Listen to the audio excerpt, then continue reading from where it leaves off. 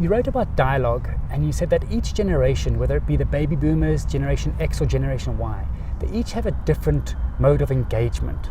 Take me through those different modes of engagement. Absolutely, and it's so fascinating. For the first time ever, we've got 4 generations that we have to contend with. Oh, yes. So we have the baby boomers that were born in the 40s and pretty much came through the war side of things, and they really enjoy face-to-face interaction. Yeah.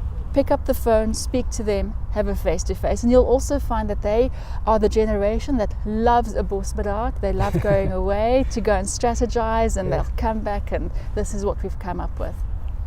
Then we've got the Generation X. I am unashamedly Generation X. And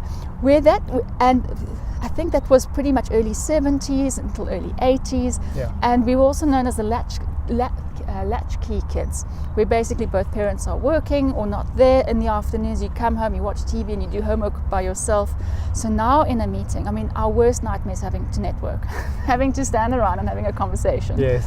But also, we'd be the first people that take out our laptops, kind of having that barrier, that protection, which is we were safe in front of the TV. Now we're safe behind our laptop. So you'll definitely see who those people are. Wow. So emails are really, really key for us. And Generation X are also one of the first generations where work-life balance became really, really important. So again, the email me on my time when I'm available. I'll respond to your email, whether it's during the day or night. So that's really interesting. So having to network, picking up the phone isn't great for us. No. And then you get your Generation Y. Who is Y? Why should we be doing this? Why? And they are very much more into the social media side of things. So WhatsApp or a Skype, or why should we be going on a bosberaad if we can rather be doing a Skype meeting at the beach? Yes. So involve the Generation Ys a lot more on social media, and they're a lot more socially conscious as well in terms of the communities giving back. Okay. And everything needs to make a reason. Everything needs to contribute to the bigger picture of how am I giving back to the community in which we work. And our millennials are coming into play I left that as one well. out, yes. But what's also quite interesting, though, is a lot of our baby boomers are now retiring, but they're coming back into the workplace to mentor the younger generation, and these people coming back are now known as boomerangs. Okay, that's cool. So that was one of my favorite quotes, yes. jargons I recently learnt about.